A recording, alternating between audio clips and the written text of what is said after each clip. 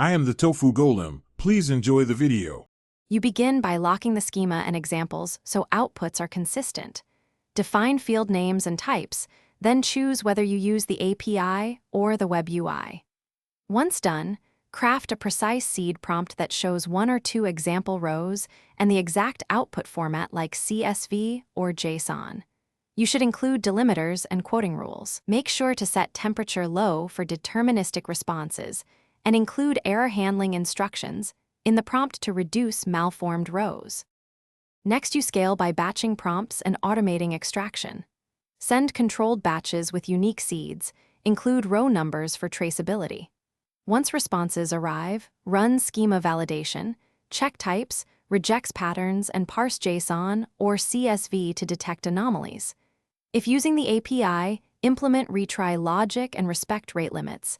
Add exponential backoff. You should log raw outputs and parsed results separately so you can trace errors and refine prompts or parsing rules. Finally, you clean and persist the dataset. Normalize formats, remove duplicates, and fill or flag missing values according to your schema. Store results with provenance metadata, prompt version, model, timestamp, so you can reproduce or audit later. If you encounter repeated malformed outputs, run a targeted repair.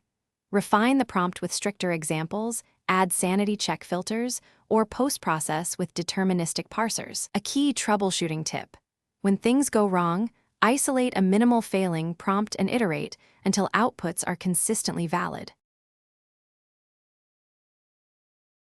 Thanks for watching. Consider subscribing if we helped you today.